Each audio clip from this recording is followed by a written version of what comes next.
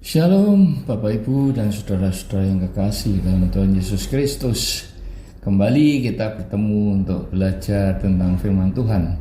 Tapi marilah sebelumnya kita hampiri hadirat Tuhan. Ya Tuhan, Allah Bapa kami yang ada di dalam kerajaan surga yang mulia, terima kasih ya Tuhan, kami selalu bersyukur karena Engkau itu baik. Engkau selalu baik, Engkau selalu menyertai, memberkati kami dan memberikan hari yang baru bagi kami ya Tuhan. Ya Bapa, kami ingin mempelajari firman-Mu ya Tuhan. Karena itu Tuhan, urapi lidah dan bibir hamba-Mu yang hina ini, agar berkata-kata sesuai dengan keinginan hati-Mu ya Tuhan. Dan jadikan aku saluran hayat-Mu yang menyalurkan hayat-Mu itu kepada para pendengar firman-Mu ini. Dan biar Roh Kudus yang bekerja untuk menghidupkan roh-roh mereka yang sekarat dan memberikan hikmat kepada yang sehat akan mengerti akan firman-Mu dan menjadi pelaku firman-Mu. Bapa, terima kasih, berbicaralah Tuhan, kami siap untuk mendengarkan. Dalam nama Tuhan Yesus kami berdoa dan mengucap syukur. Amin. Saudara-saudara, kali ini kita akan belajar tentang tribulasi sebagai kelanjutan dari rapture. Tribulasi adalah masa kesukaran 2 kali 3,5 tahun, di mana ada masa kesukaran awal dan terjadi siksaan yang dahsyat seperti yang belum pernah terjadi sejak awal dunia sampai sekarang, yang tidak pernah ada dan tidak akan terjadi lagi pada masa tribulasi yang kedua. Dalam Matius 24 ayat 21, masa ini yang akan dialami oleh orang-orang yang tidak ikut terangkat waktu Tuhan Yesus datang yang kedua kalinya turun di awan. Saudara-saudara, ada 3 tafsiran tentang kedatangan Tuhan Yesus yang kedua, yaitu pre, mid, dan post tribulation. Namun tanpa menilai mana yang benar, intinya adalah bahwa kedatangan Tuhan Yesus yang kedua itu pasti terjadi. Nah, apa yang terjadi ketika Tuhan Yesus turun di awan? Dan siapa saja yang ikut terangkat dan siapa yang tertinggal?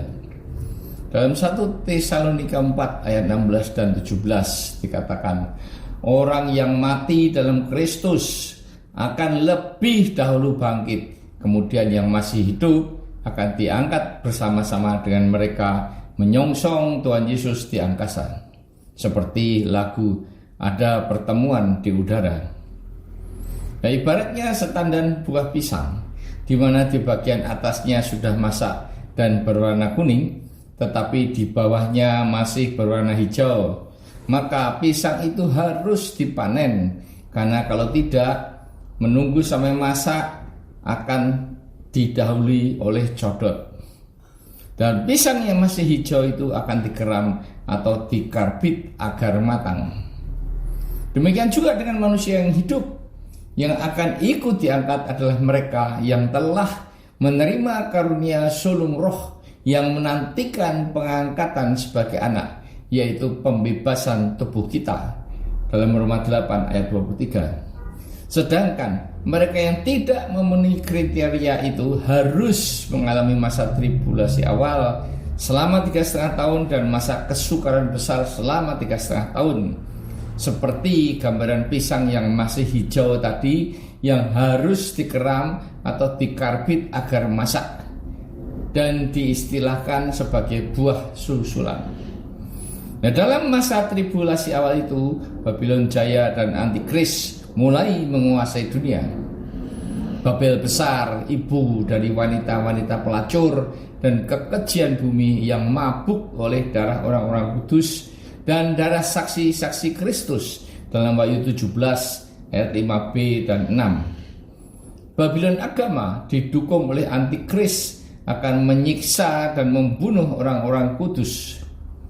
Saudara-saudara, New Age adalah jangkauan dari spiritual atau praktek-praktek keagamaan dan kepercayaan yang tumbuh pesat di dunia barat selama tahun 1970. Mereka sangat kuat menekankan pada otoritas spiritual pada dirinya sendiri, termasuk di dalamnya ilmu kesembuhan diri sendiri seperti Reiki, Prana, Tai Chi dan sebagainya, diambil dari sumber Wikipedia.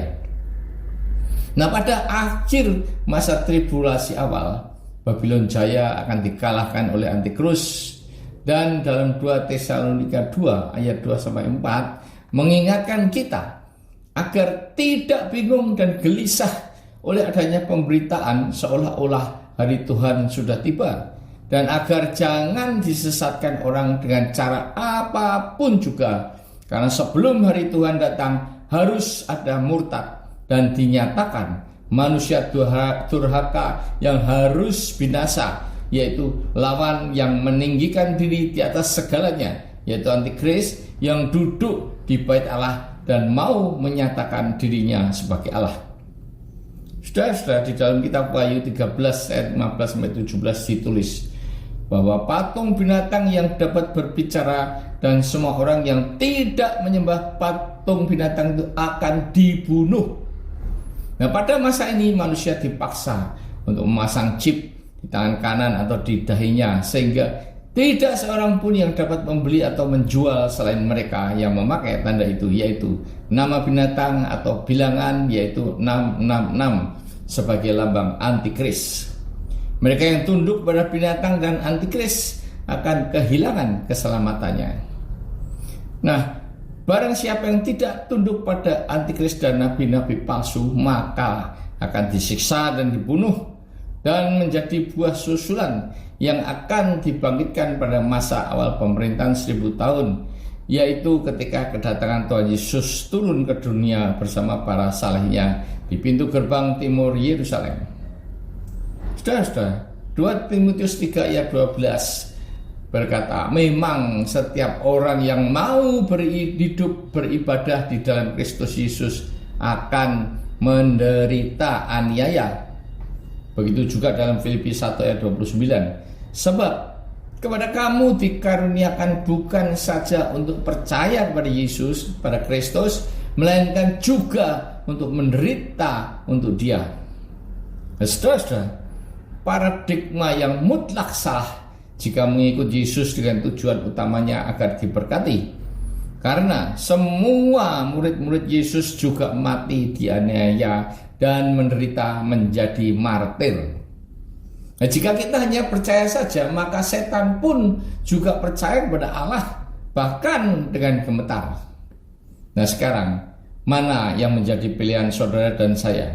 Menderita di dunia sekarang ini, atau menderita ketika mengalami masa tribulasi awal dan akhir selama 7 tahun, di mana akan jauh lebih menderita karena siksaan dan kesukaran-kesukaran yang ditimbulkan oleh Antikristus. Dan hanya ada 2 pilihan, yaitu menyembah Antikristus dengan konsekuensi kehilangan keselamatan, atau disiksa dan dibunuh, tahan menderita, tetap setia kepada Tuhan, namun akhirnya mendapatkan keselamatan. Amin. Marilah kita berdoa. Tuhan, terima kasih atas firman-Mu yang mengingatkan kami agar tidak diangkat setelah mengalami masa tribulasi selama 7 tahun, di mana Babylon Jaya, Antikristus, dan nabi-nabi palsu akan mencari darah orang-orang kudus untuk disiksa dan dibunuh. Dan jika tunduk kepada Antikristus dan binatang itu, maka akan kehilangan keselamatannya. Roh Kudus, tolong Kau jamah kami, mampukan kami agar kami dapat bertobat sekarang dan hidup dalam kebenaran dan kekudusan. Berjaga-jaga siap menantikan kedatangan Tuhan Yesus yang kedua turun di awan, di mana kami juga akan ikut diangkat. Bapa, kami berdoa bagi mereka yang sedang sakit, jamahlah Tuhan, dan dalam nama Tuhan Yesus mereka disembuhkan. Bagi yang sedang mengalami masalah dan kesulitan, tolong Tuhan berikan mereka kekuatan dan jalan keluar, karena Engkau adalah Allah yang setia dan adil, yang akan turut bekerja dalam segala sesuatu untuk mendatangkan kebaikan bagi mereka yang mengasihi Engkau, sehingga dengan demikian nama-Mu dipermuliakan.